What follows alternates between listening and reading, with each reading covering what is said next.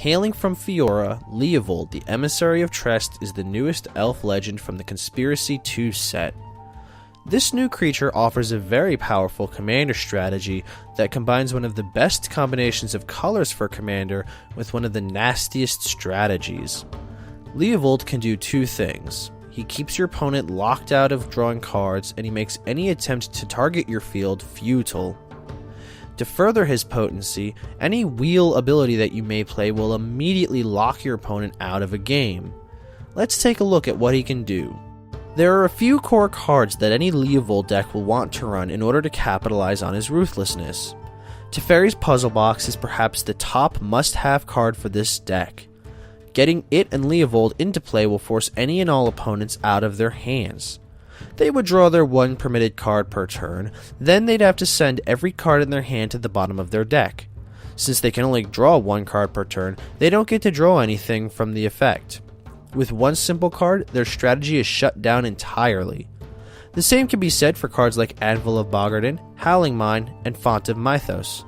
Basically, any group hug draw spell will become massively one-sided in your favor. To further the control aspect of your game, let's deal with any threats that might see the light of day. Propaganda and Crawl Space will help lessen the threat of your opponents attacking you. Dissipation Field and No Mercy will remove anything that does manage to poke into you. That's also saying that your opponent can even get their footing in the game. The deck has the ability to gather the key pieces to lock your opponents down with relative ease using a suite of tutors. Mystical, Demonic, and Vampiric Tutor can all search for some of the needed pieces to your combos. Fabricate and Reshape can get your important artifacts to begin draining your opponents. Next, let's talk about some cards that will become massively one-sided and giving you a huge card advantage. Dark Deal is a nasty wheel ability that will remove your opponent's hands while giving you a nice fresh one. You can also run any of the wheel abilities that exist, like this one, without any worry. The more the better. Prosperity will let you draw as many cards as you'd like without letting your opponent get a single inch out of it.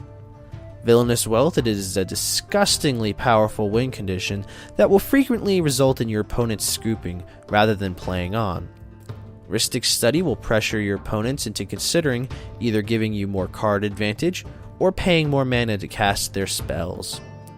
Rites of Flourishing gives everyone an added card draw and an extra land drop. I should say it gives you an added card draw during each of your upkeeps. To keep the pressure on your opponents, the remainder of your spells are our oppressive control spells and powerful value creatures that will target anything your opponent wants to play.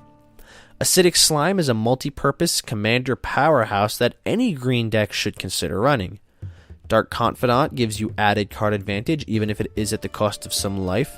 The original Edric makes a cameo with his nice card advantage, giving only you some card draw.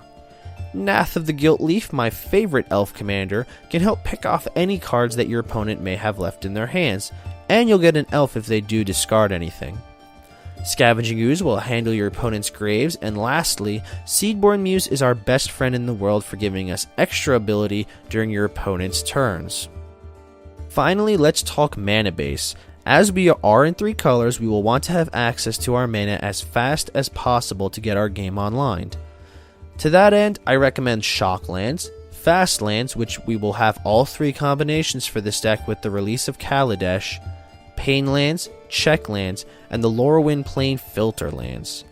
These primarily will give you the mana you need without the trouble of the card entering the battlefield tapped.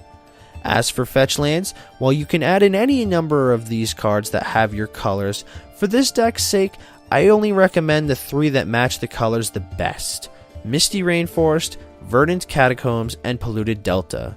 Some utility lands such as Urborg, Wasteland, Reliquary Tower, and Alchemist's Refuge are all good inclusions as well.